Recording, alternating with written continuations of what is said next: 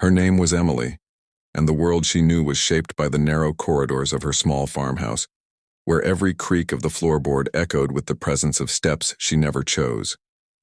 From her earliest memories, she wore the cloak of abandonment, stitched into her heart by the mother who vanished before Emily could speak her first word.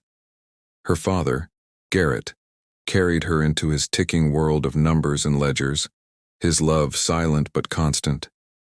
He raised her with a quiet determination that spoke volumes, a promise he would shoulder every burden so she never knew pain. At 12, Emily discovered the cruel calculus of life. Her father's second marriage introduced her to Margot, a woman of soft smiles and colder eyes. Margot's kindness was as thin as the paper roses she left on the windowsill, beautiful to look at, but brittle in the hand.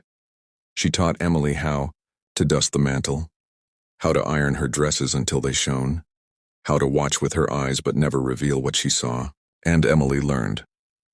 Too soon she learned that love could be a transaction as bleak as any market, that people could price your worth and barter your existence. When Emily was 15, her collarbones sharpened beneath her skin, and her voice attained the fragile edge of youth grown too quickly. Her father's business faltered, debts nibbling at his savings like rats at grain. Margot saw only one way to balance the books. She sold Emily for $1,000 to a man named Mr. Latham, a moneylender from the town 2 counties over. The night Garrett signed the papers, the lamp's glow trembled as though it knew the wrong he sanctioned. Emily stood silent in her nightgown, gravity already pulling at her heart. The car's leather seats smelled of tobacco and burned rubber as Mr. Latham drove her to a life she couldn't imagine. His house was a chapter torn from a stranger's. Diary, spacious rooms with marble floors, gowns that fell around her like spilled paint, and mirrors that reflected a girl she scarcely recognized. She learned to be quiet and still, to fold her hunger as neatly as her limbs, to avoid his eyes that glinted with the recklessness of wealth. Each day she became another token in his vault, a commodity stored until he tired of her novelty. Time slipped through her fingers like wind through chinks in a fence. She counted years by the weight of her own footsteps echoing down endless hallways, by the curvature of her spine beneath chandeliers that knew her as only an object. No one spoke her name. She was the girl, or Latham's toy.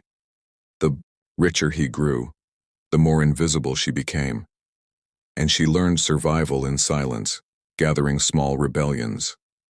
A stolen apple from the kitchen, a folded note that read, "I remember who I am," a whisper of hope that grew in her chest. On her 18th birthday, Mr. Latham hosted a gala to celebrate his ascension in society. Guests drifted through the rooms like moths to a flame, draped in silk and diamonds. Emily, dressed in a gown 2 sizes too large, drifted among them, a ghost tethered to a man's arm. She watched their laughter, pure and unearned, while her own heart drummed the rhythms of a caged song. That night she slipped away through the back entrance, past the rose bushes blackened by dew, into the moonlight that smelled of freedom. She fled on foot, shoes in hand, over country roads slick with spring rain. The music of the gala faded. Behind her, replaced by the whispering wind and the pulse of her own determination. She reached a highway and thumped her thumb toward the horizon.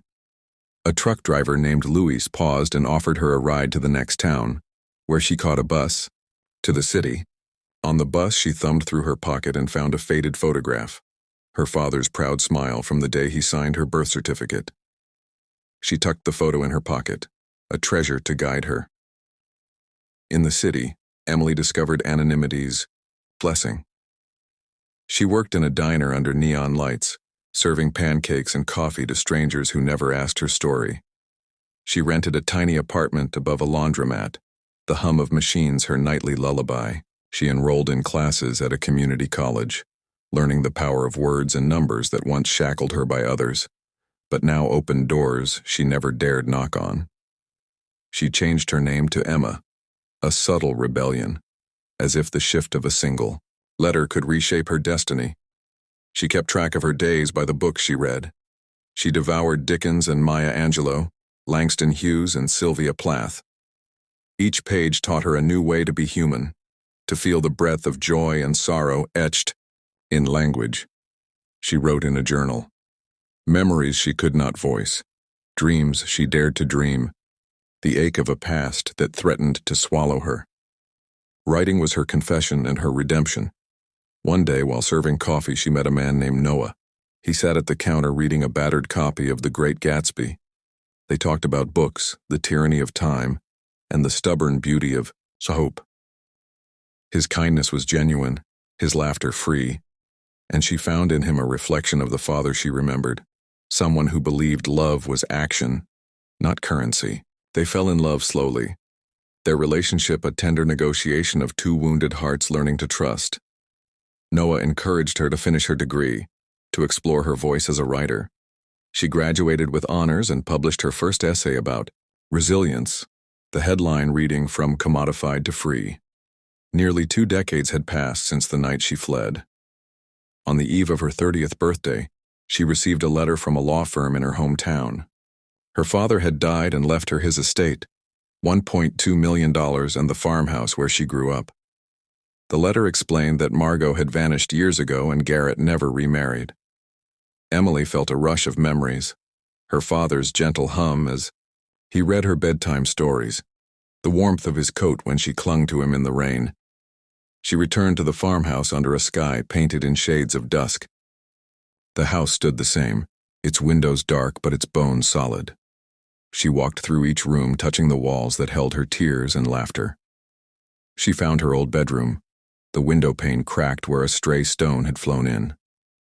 In the attic, she discovered Margot's old trunk. Inside were letters Margot had written but never sent, apologies to Emily, explanations of debts and coercion, confessions of jealousy and regret. Margot had been ensnared by the same economic desperation that drove her to betray. She had loved Emily in her own flawed way, shackled by the means she thought necessary to survive. Emily took a breath that tasted of forgiveness. She could feel her father's pride in the quiet evening air. She sold the house and donated the proceeds to a foundation supporting girls sold into exploitation. She established scholarships at the community college. She wrote a memoir about her journey from a $1,000 transaction to self-made success, dedicating it to Garrett, who had loved her with the silent strength of a father's heart.